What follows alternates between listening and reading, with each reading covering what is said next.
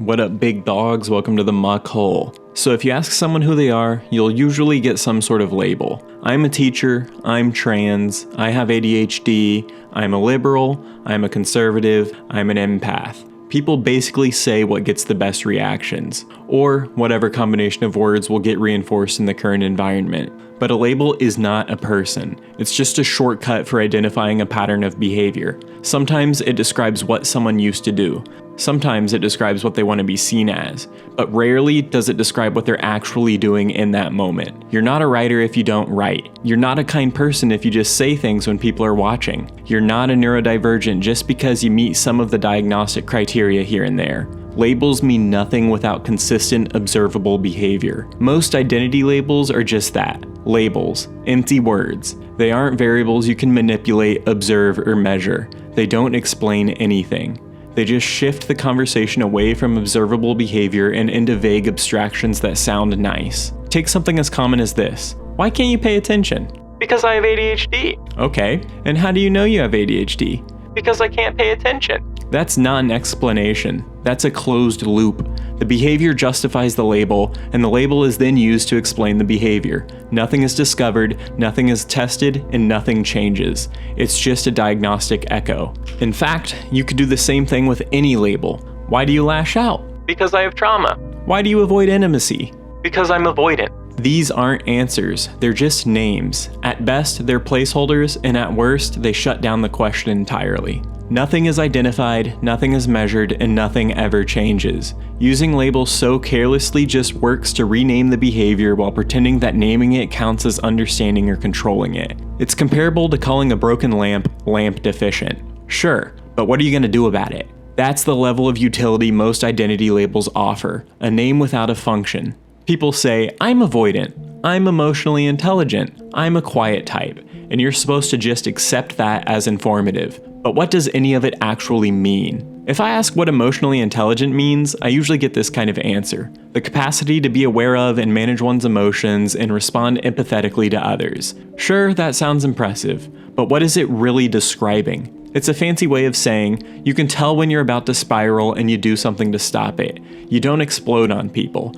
and you know how to act when someone else is upset. Basically, just acting like a regular functioning adult is having emotional intelligence. All of that is learned behavior. People don't have emotional intelligence. They engage in behaviors we have collectively labeled as emotionally intelligent. This difference in language matters too, since emotional intelligence is not a fixed trait, it's not a stable quality, nor is it some sort of internal organ of empathy that some people are born with. It's a behavior under control of past reinforcement. And when you take a behavior pattern and repackage it as an identity, you create confusion. Because now, instead of saying what someone does, you're saying what someone is. And that makes it harder to change. That's where the trap comes in. Once you say, I am this, any deviation feels like a failure. If you act out of character, people think you're lying. Or they think you're broken. Or worse, you think you're broken. The label just becomes something you perform, even if it doesn't necessarily fit anymore.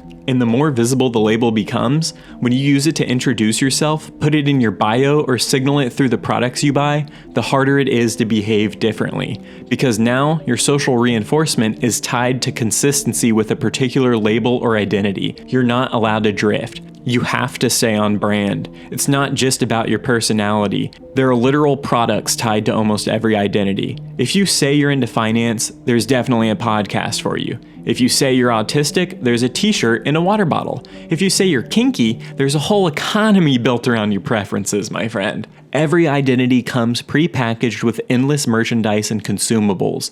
At that point, the label isn't just a word anymore. It's a lifestyle subscription. And you're the customer. Or worse, you're the product. What starts as a description turns into a performance, then into a market, then into a prison. And it's subtle too, because on the surface, it looks like freedom. You get to choose who you are, you get to choose your tribe.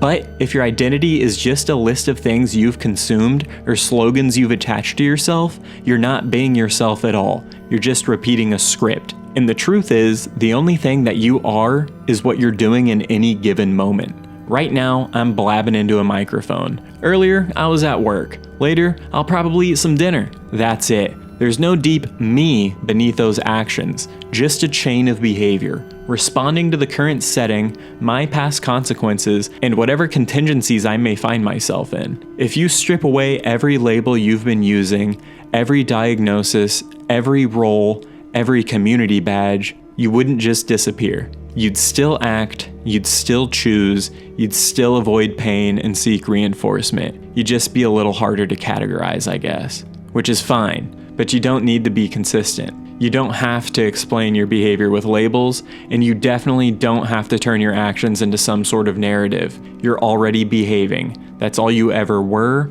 all you are, and all you ever will be. An organism behaving.